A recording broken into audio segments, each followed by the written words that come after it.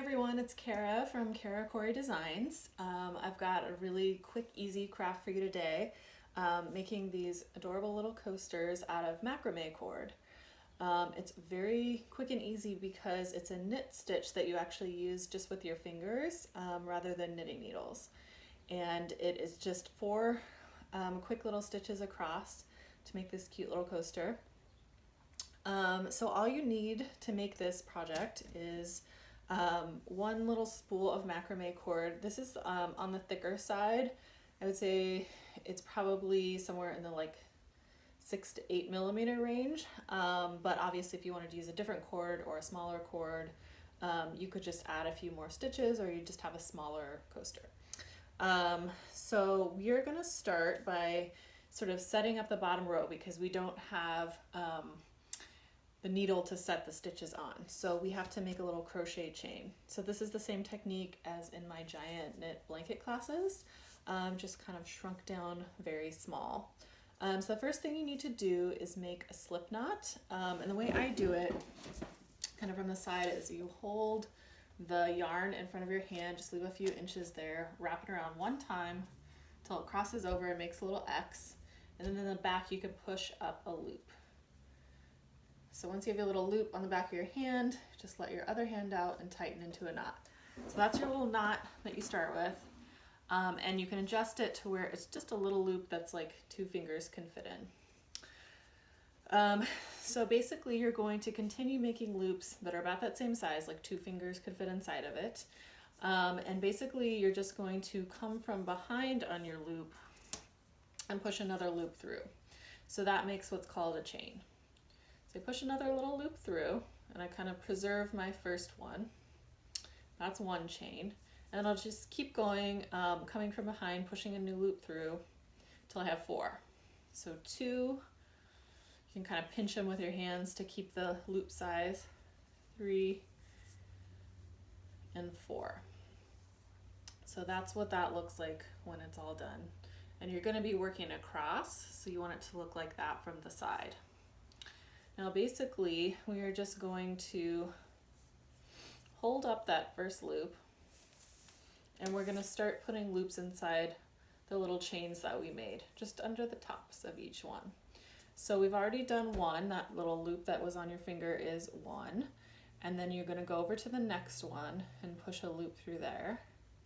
So now you have 2, kind of hold them with your hands, and go to the next chain, just under the top of it, 3,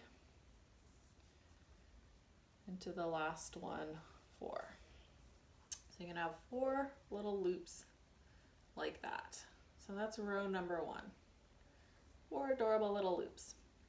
Now you're gonna do the same thing going across the other direction. So you'll start with the one that you just finished on, and again it's like you come from behind with this cord and push a loop through. And so you'll do that 4 times. Now we're moving from my perspective left to right. Probably looks right to left to you, but it doesn't actually matter. You can go either way and you'll get the same result, but you're just, again, going through from behind, pushing a loop through the back. And we'll do that one more time so that we have 4 again. So you're just putting loops inside other loops. And then you'll notice the front probably pretty quickly starts to look like a regular knit stitch. So just get some cord loose. This is, like I said, just from a craft store, or you can order it online. Just look for this thick macrame cord. Come from behind, put a loop in your loop. Move across the row.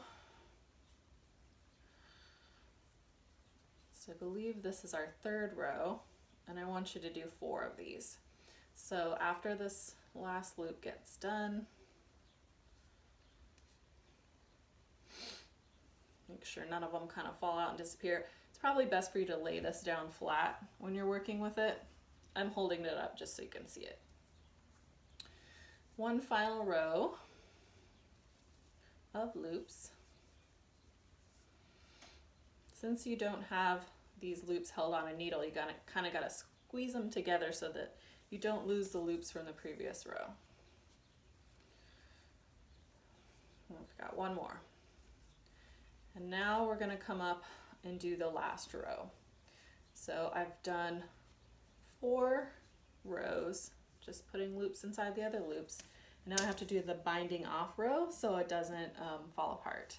So you could, if you didn't want to mess with that, you could just cut off your rope and feed it through those loops and then tie a knot and you'd be done. But I'm going to do a bind off, which is just like what you would do if you had knitting needles.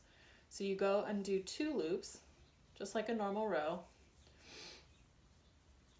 First loop and second loop. And then the second loop that you do, so you have 2 there, it goes right through the middle of the first one, it just kind of threads through. And that binds off the first one. So then we'll do another one, another loop. Second loop goes through the middle of the first. Now you can bound off the second one, just closes it right down. And then we'll do the last one. This one through the middle of that. Now you've got a straight across bind off. Okay, now so we just have to cut off the excess. If you don't want this to unravel on the ends, you could put a little clear like Scotch tape on it. Cut that off. And we're gonna take this end and thread it through the last loop and then just pull it tight into a knot. Cool thing about this coaster is it has that flat knit look on one side, and then if you turn it over, it has a totally different look on the back side. So you can, they're like reversible, you can do either side. So now you have these 2 ends to deal with. My first one is a little floppy. So I'm gonna turn it over to the back side, and I'm just going to, let's see, on this one that has kind of a hole here, which I don't love, I am going to take this and run it through some stitches on the back. I'm just tucking them underneath in hopes that that will kind of fill in that hole a little bit and just hide this excess yarn. So like there's a stitch on the side there, I'll just lift it up and tuck this under. And I'm gonna do that one more time on another stitch in the back. And then I'm gonna cut off the excess. So I think that kind of closed it up nicely. You could also tie a knot if you're worried about it falling apart. And then this one, this top one, it's looking a little better and more even there. So I'm just, I think, going to tuck it in under one stitch in the back.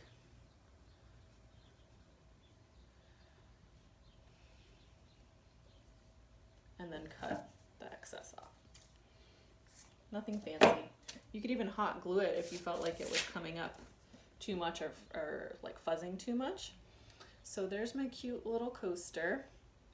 When you're done, if you've got some kind of uneven loops, you can kind of follow where the yarn goes and pull it and push it and tuck it until it feels like it's flattened out a little bit, but you have just like the most adorable little coaster that you made in like 5 minutes. And then you could just keep going and make like a set of 4. Now I've already got 2. Stack them up, and you could like wrap these with a little bit of twine and they'd be like a really sweet housewarming gift or just like a gift for a friend. I think they're so cute. And if you wanted, you could sort of unravel some of this since it's like in plies, and you could attach it to the ends like a little fringe, and people call those mug rugs. So very adorable, quick, easy project. Thanks for joining me.